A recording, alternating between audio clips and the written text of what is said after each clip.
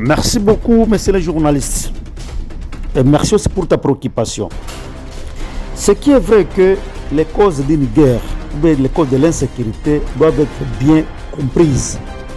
Elles peuvent être d'ordre expansionniste, elles peuvent être d'ordre diplomatique, peuvent être d'ordre peut-être économique, social et consolé. Il y en a beaucoup.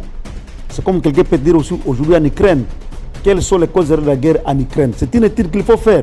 Et quand on aura compris de quoi il s'agit réellement, on va voir comment s'y passer.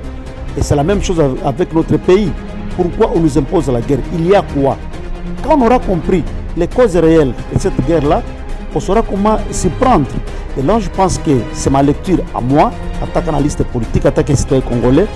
Je pense que le chef de l'État congolais a compris que peut-être les amis de l'Est, que ce soit l'Ouganda, le Rwanda, Tanzanie et consorts, ils avaient des intérêts économiques dans notre pays. Raison pour laquelle il a dit, bon, ça va, comme c'est une question économique, allons-y ensemble, travaillons ensemble, mettons nos intérêts économiques ensemble et chacun va se retrouver. Malheureusement, les voisins avaient notre lecture. Comme ils sont tous presque nilotiques, avec cette solidarité interne des nilotiques, ils en ont profité pour dire que cette fois-ci, la proie est là, sautant sur la proie. Voilà pourquoi ils nous ont mené dans des situations qui ne sont pas bien définies. Les armées qui viennent juste à Goma se mettent, commencer à créer des zones tambours et ça devient très dangereux. Or, le chef de l'État avait déjà dit qu'ils vont entrer par Bunagana. Rappelez-vous très bien. Donc ça montre qu'ils sont allés dans le sens contraire des attentes du chef de l'État. Or, la population qui est derrière le chef de l'État savait que c'était une voie de nous amener la solution.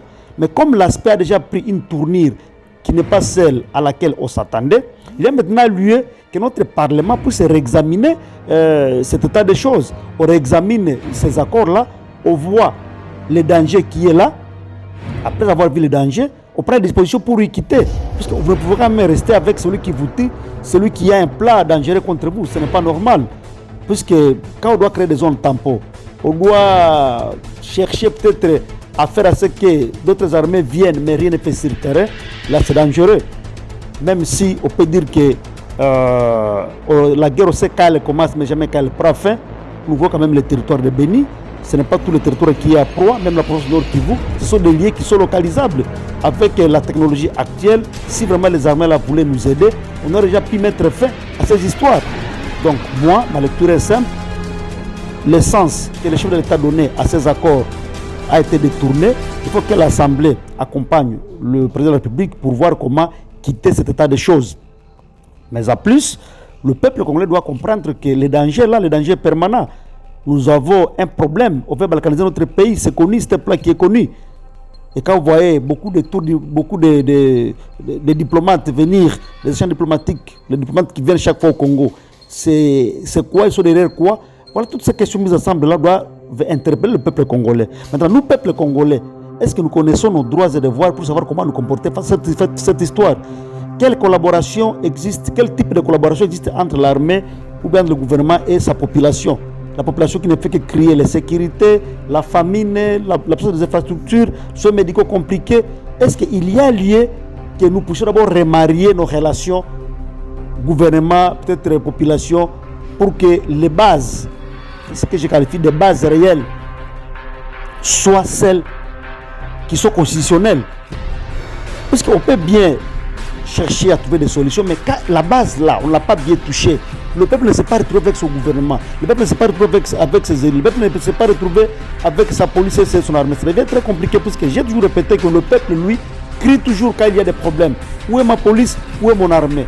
Où sont nos députés? Où est notre gouvernement? C'est ça le cri du peuple.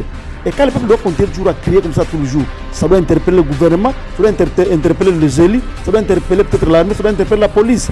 Que le peuple là pour qui nous sommes appelés à faire le travail, crie. Il y a quoi là-bas? Nous sommes gardiens de cette population. Nous devons améliorer les conditions de cette population. Pourquoi la population crie? Il y a quoi? Cherchons des solutions. Voilà presque la lecture que je peux faire de ça. Et je pense que si tous nous mettons ensemble pour comprendre la question, on va bien la gérer ensemble et il y aura des solutions. En tout cas, merci beaucoup.